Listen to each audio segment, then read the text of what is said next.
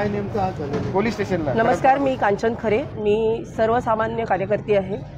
मी महाराष्ट्रात गेले, जन्म झाल्यापासून महाराष्ट्रामध्ये राहते आणि मी कायम महाराष्ट्राबद्दल किंवा मराठी भाषेबद्दल हेच ऐकलं आहे की मराठी भाषा ही राजभाषा आहे. आज आम्ही दिवाळीच्या निमित्ताने खरेदी करायची होती म्हणून आलो होतो. आमच्या मनातही कधी आलं नव्हतं की इथे येऊन आपण एवढं कुणाशी काही भांडण करावं लागेल किंवा एवढा घाण अनुभव येईल असं कधीच वाटलं नव्हतं. झालं असं की एक महिला समोर उभी होती जिचं सामान देण्याचं काम चालू होतं. काउंटरवरती मराठी मुलगा काम करत होता, बहुतेक तो आगरी असावा. अतिशय शांतपणे आणि चांगलं काम तो मुलगा करत होता. पण ही बाई जी माझ्या समोरची होती ती अतिशय उर्मटपणे त्याच्याशी वागत होती, सामान फेकत होती त्याच्या अंगावरती, त्याला ओरडत होती, त्याला एसी लावायला सांगत होती, खूप त्रास त्या मुलाला देत होती. पण तो मुलगा अतिशय शांतपणे काम करत होता.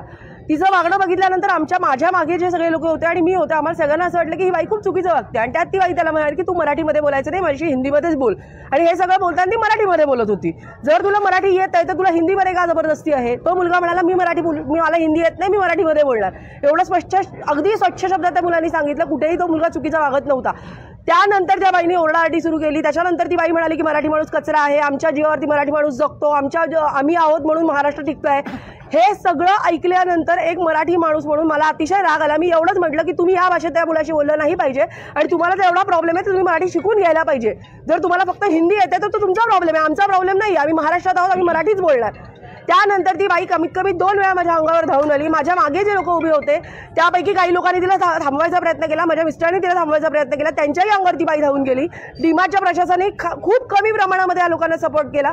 खरं तर त्याच वेळेला सिक्युरिटीला बोलून त्या बाईला बाहेर काढलं गेलं पाहिजे होतं, पण ते झालं नाही.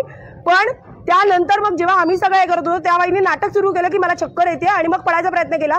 पडल्यानंतर पण त्या बाईची बोंबाबोंब चालू होती की मराठी भिकारी आहे, महाराष्ट्र भिकारी आहे, महाराष्ट्र भिकारी आहे. माझ्या राज्याबद्दल, माझ्या देशाबद्दल या प्रकारची भाषा मला सहन होणारी नाही. म्हणून मी मनसेचे जे आमचे सहकारी आहेत, संदीप दादा किंवा आमच्या ताई आहेत, या सगळ्यांना कॉल केला आणि ते आल्यानंतर गणेश दादांना सुद्धा कॉल केला की बाबा असं असं झालेलं आहे, तुम्ही इथे या.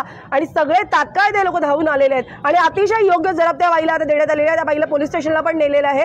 आणि मी खरंच सांगते, महाराष्ट्रात राहायचं असेल तर मराठी आलीच पाहिजे. सगळ्या भाषा यायला हवेत, मान्य आहे, पण महाराष्ट्रातली मराठी ही आपली राजभाषा आणि त्या भाषेसाठी मी एक व्यक्ती म्हणून इथे काम करणारच आहे. आमच्याबरोबर मनसेचे सगळे सैनिक सुद्धा काम करणार आहेत. त्यामुळे अशा लोकांना जरा बसलीच पाहिजे. दिवाळीसारख्या सणामध्ये जिथे सगळ्यात जास्त पैसा खर्च केला जातो त्या सणामध्ये जर असे घाणेरडे लोक असतील तर यांना सुद्धा योग्य ती शिक्षा झालीच पाहिजे. मी मनसेचा विभाग अध्यक्ष स्थानिक. आज इथे डीमार्टमध्ये एक प्रकार घडला की आमच्या ताई आहेत टिळक चौकातल्या, त्या इथे खरेदी करताना इथे काही परप्रांतीय महिलेने आपल्या इथे जो स्टाफ आहे त्या स्टाफबद्दल उर्मटपणे वागल्या. जो मराठी आपल्या स्थानिक आगरी समाजाचा पोरगा होता त्याच्याशी मुद्दाम की तो मुलगा बिचारा तिला चांगलं बोलत, त्या महिलेला बोलत होता ताई, ती बोलते तू मराठीत बोलू नको, हिंदीत बोल, मला मराठी येत नाही. त्यानंतर तो पोरगा पण बोलला की मला हिंदी येत नाही, मला मराठी येतं. त्यावरती बोलली तुम्ही मराठी लोक भिकारी आहे, तुम्ही आमच्या जीवावर जगता, असे वाईट प्रकार महाराष्ट्राचा आणि मराठी भाषेचा तिने अपमान केला.